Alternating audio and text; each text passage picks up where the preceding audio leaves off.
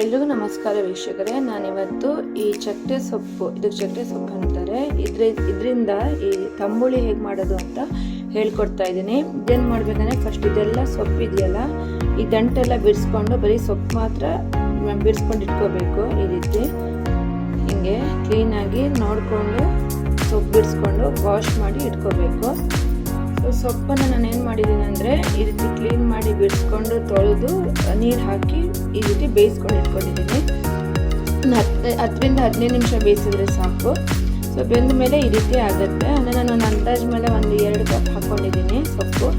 So ನಿಮ್ಗೆ ಎಷ್ಟು ಬೇಕೋ ಅಷ್ಟು ಸೊಪ್ಪು ಹಾಕ್ಕೊಂಡು ಈ ರೀತಿ ಬೇಯಿಸ್ಕೋಬೇಕು. ಇವಾಗ ಇದೆಲ್ಲ ಮಸಾಲೆಗೆ ಏನೆಲ್ಲ ಬೇಕಂದರೆ 1 ಕಪ್ ಕಾಯಿ ತುರಿ ಇದೆ, ಮತ್ತು ಒಂದು 4 ಬ್ಯಾಡಗಿ ಮೆಣಸಿನ್ಕಾಯಿ, ಇದು ನಾನು ಎಣ್ಣೆ ಹಾಕಿ ಫ್ರೈ ಮಾಡಿ ಇಟ್ಕೊಂಡಿದ್ದೀನಿ. ಆಮೇಲೆ ಜೀರಿಗೆ, ಇದನ್ನು ಒಂದು ಅರ್ಧ ಚಮಚ ಇದೆ, ಇದನ್ನು ಹುರಿದಿಟ್ಕೊಂಡಿದ್ದೀನಿ. ಒಂದು ಸ್ವಲ್ಪ ಹುಣಸೆ ಹುಳಿ, ಇದು ಇಷ್ಟು ಸಾಕು. ಆಮೇಲೆ ಪೆಪ್ಪರ್, ಕಾಳು ಮೆಣಸು, ಇದನ್ನು ಒಂದು ಅರ್ಧ ಚಮಚ ಇದೆ, ಇದನ್ನು ಹುರಿದಿಟ್ಕೊಂಡಿದ್ದೀನಿ. ಆಮೇಲೆ ಇದು ಏನು ಕೊತ್ತಂಬರಿ ಬೀಜ, ಇದು ಒಂದು ಚಮಚ ಇದೆ, ಇದನ್ನು ಹುರಿದಿಟ್ಕೊಂಡಿದ್ದೀನಿ. ಇಷ್ಟನ್ನೆಲ್ಲ ಮಿಕ್ಸರಲ್ಲಿ ಹಾಕಿ ನೈಸಾಗಿ ರುಬ್ಕೋಬೇಕು. ನೋಡಿ, ಇವಾಗ ಮಿಕ್ಸರ್ಗೆ ಹಾಕ್ಕೊಂಡಿದ್ದೀನಿ. ಇದಕ್ಕೆ ಸ್ವಲ್ಪ ನೀರು ಹಾಕ್ಕೊಂಡು ನೈಸಾಗಿ ರುಬ್ಕೊಳ್ಳಿ. ಸೊ ನೋಡಿ, ಇದಿವಾಗ ಆಗಿದೆ, ರುಬ್ಬಿದ್ದಾಗಿದೆ, ನೈಸಾಗಿ ರುಬ್ಬಿಟ್ಕೊಂಡಿದ್ದೀನಿ. ಇದಕ್ಕೆ ಏನು ಮಾಡಬೇಕಂದ್ರೆ ಇವಾಗ ನಾವೇನು ಚಕ್ಕೆ ಸೊಪ್ಪನ್ನು ಬೇಯಿಸ್ಕೊಂಡು ಇಟ್ಕೊಂಡಿದ್ದೀವಲ್ಲ, ಇದಕ್ಕೆ ಹಾಕ್ಕೋಬೇಕು. ಸೊ ನಾನು ಇದಕ್ಕೆ ಹಾಕೋತಾ ಇದ್ದೀನಿ ಚಕ್ಕೆ ಸೊಪ್ಪು. ಈ ಚಕ್ಕೆ ಸೊಪ್ಪು ಹೆಲ್ತ್ಗೆ ತುಂಬಾ ಒಳ್ಳೆಯದು. ಮತ್ತು ಮಂಗಳೂರು ಉಡುಪಿ ಸೈಡ್, ಆಮೇಲೆ ಒಂದು ಈ ಕಡೆ ಹೊನ್ನಾವರ, ಗೋಕರ್ಣ, ಉತ್ತರ ಕನ್ನಡ ಸೈಡೆಲ್ಲ ಸಿಗುತ್ತಿದ್ದು, ಈ ಟೈಮಲ್ಲಿ ಅದು ಸಿಗೋದು ಹೆಲ್ತ್ಗೆ ತುಂಬಾ ಒಳ್ಳೆಯದು. ಮತ್ತು ಇದರಿಂದ ನಾನು ಇದು ಬೋಂಡ ಮಾಡೋದನ್ನು ನಾನು ಹೇಳ್ಕೊಟ್ಟಿದ್ದೀನಿ, ನನ್ನ ಇದು ಚಾನಲಲ್ಲಿದೆ. ಸೊ ಇದು ಹಾಕ್ಕೊಂಡು ಇವಾಗ ನೈಸಾಗಿ ಮತ್ತೊಂದ್ಸಲ ರುಬ್ಕೋಬೇಕು, ನೈಸಾಗಿ ರುಬ್ಕೋಬೇಕು. ಇವಾಗ ನೋಡಿ ಮಸಾಲೆ ರುಬ್ಬಿದ್ದಾಗಿದೆ, ಈ ರೀತಿ ಆಗುತ್ತೆ. ಇದು ನಾವು ಸೊಪ್ಪು ಹಾಕಿದ್ಮೇಲೆ ರುಬ್ಬಿದ್ದಾದ್ಮೇಲೆ ಇದಕ್ಕೆ ಹಾಕ್ಕೋಬೇಕು.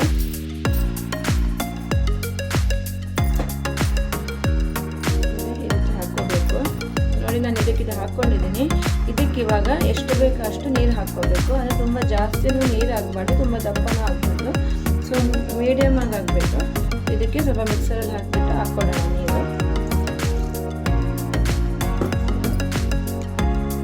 ಇದಕ್ಕೆ ನೀರು ಹಾಕ್ಕೊಂಡಿದ್ದೀನಿ ನೋಡಿ, ಇಷ್ಟು ನೀರು ಸಾಕು. ಜಾಸ್ತಿ ನೀರು ಬೇಡ, ಜಾಸ್ತಿ ದಪ್ಪ ಬೇಡ, ಇಷ್ಟು ನೀರು ಹಾಕ್ಕೋಬೇಕು. ಆಮೇಲೆ ಎಷ್ಟು ಬೇಕೋ ಅಷ್ಟು ಉಪ್ಪು ಹಾಕ್ಕೊಳ್ಳಿ. ನಾನು ಇಷ್ಟು ಉಪ್ಪು ಹಾಕ್ತಾ ಇದ್ದೀನಿ, ನಾನು ಕಲ್ಲುಪ್ಪು ಹಾಕ್ತಾ ಇದ್ದೀನಿ.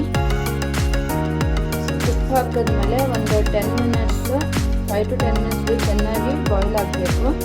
ಸೊ ಅಷ್ಟು ಚೆನ್ನಾಗಿ ಇದು ಕುದಿಸ್ಕೋಬೇಕು. ಇವಾಗ ಕುದಿ ಬರ್ತಾ ಇದೆ ಇದಕ್ಕೆ. ಇದು ಇವಾಗ ಚೆನ್ನಾಗಿ ಬಾಯ್ಲ್ ಆಗೋವರೆಗೂ ನಾವು ಇದಕ್ಕೆ ಒಗ್ಗರಣೆ ಹಾಕ್ಕೋಬೇಕು. ಬಾಯ್ಲ್ ಆದಮೇಲೆ ಒಗ್ಗರಣೆ ಹಾಕ್ಕೋಬೇಕು. ಸೊ ಇಷ್ಟು ನಾನು ಇದಕ್ಕೆ ಇದು ಬೆಳ್ಳುಳ್ಳಿ ತೊಗೊಂಡಿದ್ದೀನಿ ನೋಡಿ, ಇಷ್ಟು ಆದರೆ ಸಾಕು. ಇದಕ್ಕೆ ಇವಾಗ ಚೆನ್ನಾಗಿ ಬಾಯ್ಲ್ ಆಗ್ತಾ ಇದೆ. ಇದು ಇವಾಗ ಆಫ್ ಮಾಡ್ಕೊಳ್ಳೋಣ ಗ್ಯಾಸ್. ಸೊ ನೋಡಿ, ಇದಕ್ಕೆ ಇವಾಗ ನಾನು ಏನು ಹೇಳಿದ್ನಲ್ಲ, ಇದು ಬೆಳ್ಳುಳ್ಳಿ ಜಜ್ಜಿಟ್ಕೊಂಡಿದ್ದೀನಿ, ಇದು ಇವಾಗ ಒಗ್ಗರಣೆ ಹಾಕ್ಕೋಬೇಕು.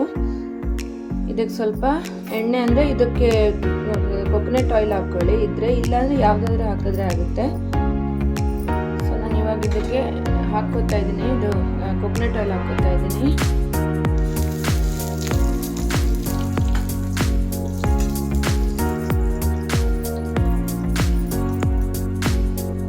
ನೋಡಿ, ಇವಾಗ ಇಷ್ಟಾದರೆ ಸಾಕು. ಇವಾಗ ಆಫ್ ಮಾಡೋಣ ಗ್ಯಾಸ್.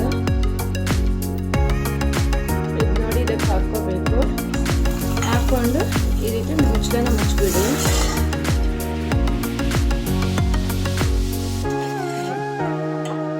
ಆಯಿತು, ಈ ರೀತಿ ಆಗುತ್ತೆ. ಇದು ಅಂದರೆ ತುಂಬ ಹೆಲ್ತ್ಗೆ ಒಳ್ಳೆಯದು, ಮತ್ತು ಟೇಸ್ಟಿಯಾಗಿರುತ್ತೆ. ನೀವೆಲ್ಲರೂ ಒಂದ್ಸತಿ ಟ್ರೈ ಮಾಡಿ ನೋಡಿ.